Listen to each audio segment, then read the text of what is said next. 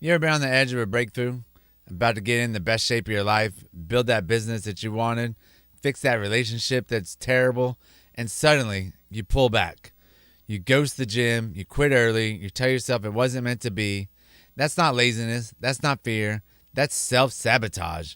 And today, we're going to war with it. Welcome back to the Marcus Allgood Show. I appreciate everybody listening and sharing the show. And today we are talking about self-sabotage and how we can help ourselves from not doing it. And just to be clear, like, we all do it. Like, if you say you don't self-sabotage, you're lying to yourself and you're lying to your friends and you're lying to your family. We all do it. So let's get into what self-sabotage is. Self-sabotage is when you become your own biggest obstacle, is doing things that directly go against the goals you say or you want to do. It's skipping the workout after you promise yourself you'd show up. It's ghosting an opportunity that could change your life. It's staying in a toxic pattern or relationship because it's familiar, even though it's killing your potential. Here's the truth. Self-sabotage isn't weakness. It's protection. You're trying to keep yourself safe. It's a defense mechanism your mind creates to avoid fear, rejection, disappointment, or pain. You're not lazy, you're scared, and your brain is choosing comfort over growth. And we all get to that point where your mind is trying to protect you and say, no, just stay right here. It's going to be okay. It's not going to be okay. You're never going to grow. You're never going to get better. You're never going to reach out, call that girl or call that boy or call that guy, call that girl and lady. And it's just one of those things that you hold yourself back from the potential that you could be. You're going to have more what ifs than anything else if you don't just figure out this self-sabotage thing and just go for what you need to and go for what you want.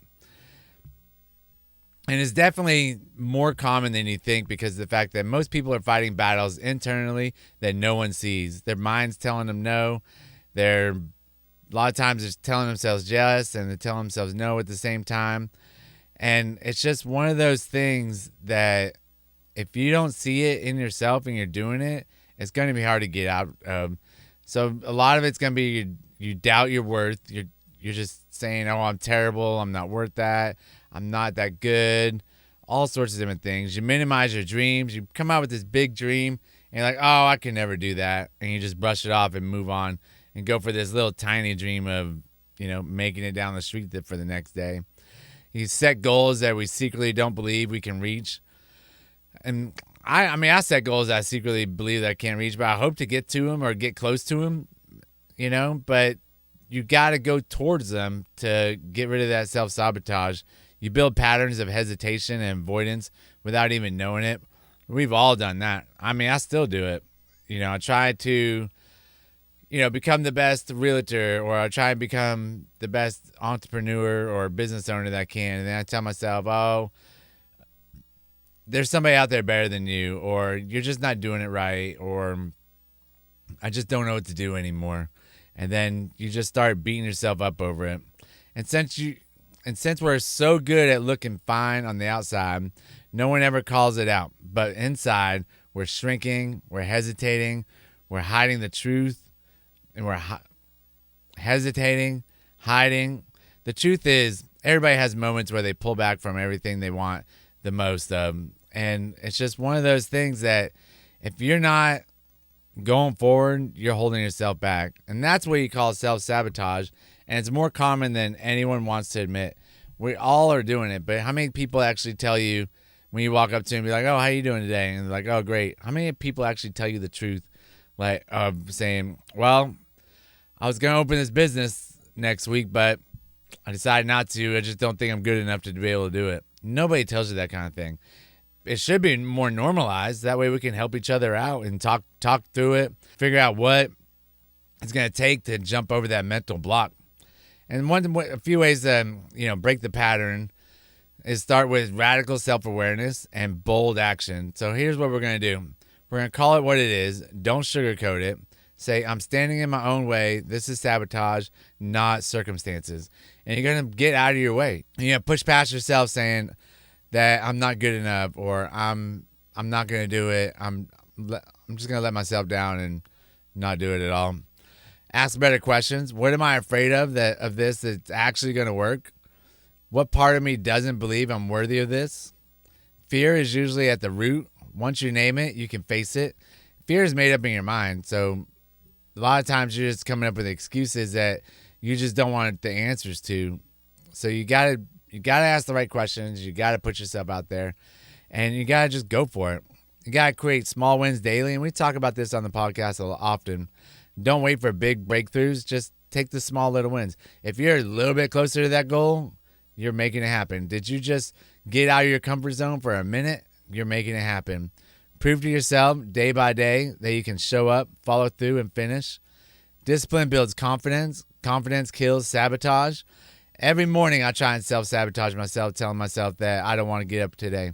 This morning I was supposed to go run a bunch of sprints and then do a 40-minute bike ride afterwards. And I said I could probably just do it later on in the afternoon, knowing that it's probably going to rain most of the day.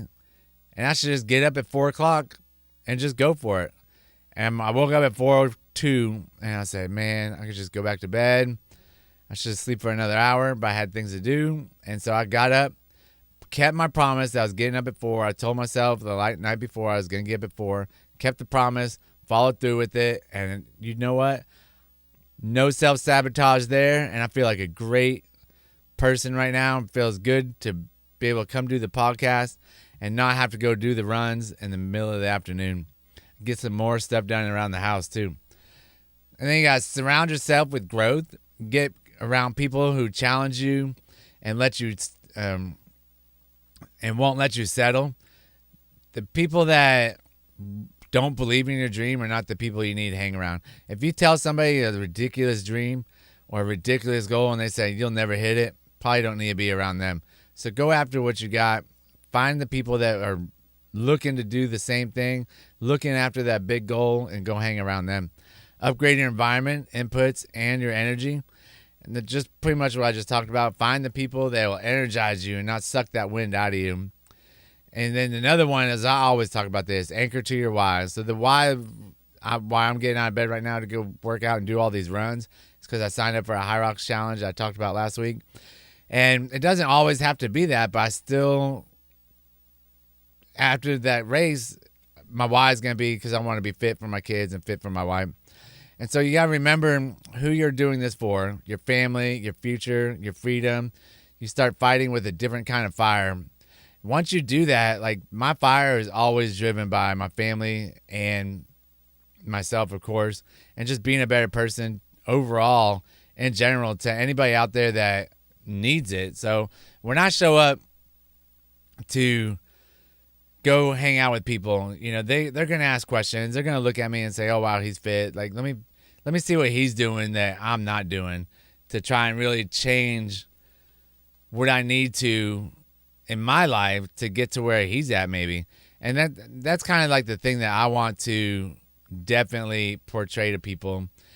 And one thing that you got to realize that it's not just lazy or lack of willpower.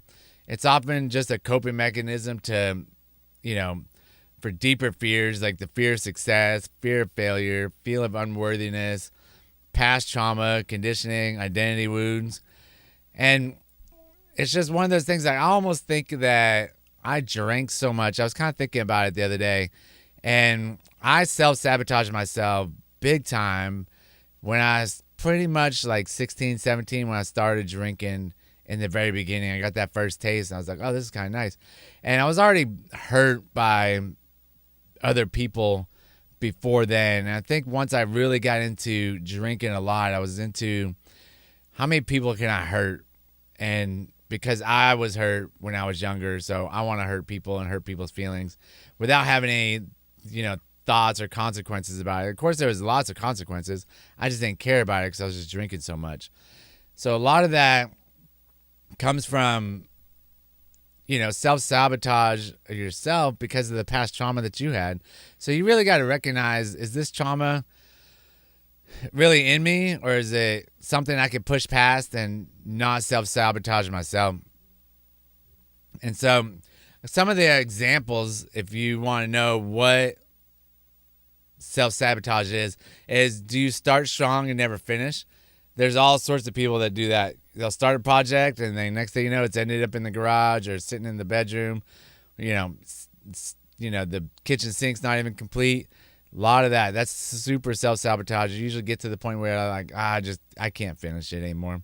Do you overthink, delay, or avoid action when it really counts? We've all been guilty of that. You just have to make the decision to go for it. Just quit overthinking it. Do you downplay your goals to stay comfortable and liked? A lot of people do that. They will hold themselves back so their friends, so-called friends that they're hanging out with, will still like them and still hang out with them. Do you keep toxic relationships that keep you playing small? Kick those toxic relationships out of there. I don't care if it's a boyfriend, girlfriend, friend. Get rid of them. Do you say you want more to do but create less? A lot of people say, I want to do this, but then they end up doing a whole lot less. It's just one of those things that if you say you're going to do it, set the example to yourself and actually do it. And then some ways to break the pattern are going to be awareness is the first step. You got to recognize that you're self-sabotaging yourself. And a lot of times it's hard to figure that out, to know that you're in that self-sabotage mode until you've listened to a podcast or until you read a book to figure out, like, oh, man, I am doing that. You can ask yourself, what am I afraid of right now? You got to rewrite your identity. Start by saying, I'm the kind of person who finishes. I'm the kind of person that works out. I'm the kind of person that gets up. I fulfill my goals. I fulfill the challenges that I commit to myself. You got to create the daily wins that reinforce this belief. Mine are, getting up when I say I'm going to get up.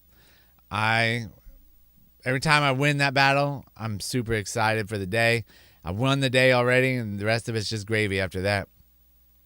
Discomfort is the door. Train yourself to lean in when it gets hard, emotionally, physically, and mentally. Comfort is the enemy of greatness. Environment check. Audit the people that you hang out with. Audit the habits and the media around you. Get around people who challenge you and call you higher. If you hang around 5 smokers, you're going to be the 6th smoker. If you hang around 5 losers, you're going to be the 6th loser. It's just the way it goes. You bring yourself down to the people you hang out with. If you have higher goals and you hang out with people that don't have goals, you're going to bring yourself down to having no goals and being in a bad position. Have a bigger mission than fear. Your why has to be louder than your doubt. Your kids, your legacy, your freedom. That's what you fight for. I fight for my kids, my family, my wife, and just the people around me that count on me daily to show up and to let them know that it is possible to work out, run a business, have 2 businesses, and make it through the day, eat right, do your meal prep, take care of your kids, take care of the wife. You can get it all done with 24 hours. It just depends on how much you want it. Self-sabotage isn't the end. It's a test. It's the final boss before the next level. And when you stop playing small, stop doubting your worth, and start showing up like you were built for this, that's when everything changes. The war within is the most important one you'll ever fight. But you got what it takes. You're not broken. You're becoming. That's the pod, and I appreciate everybody. And thank you. Share this if you got any value out of it. And I'll see you on the next one.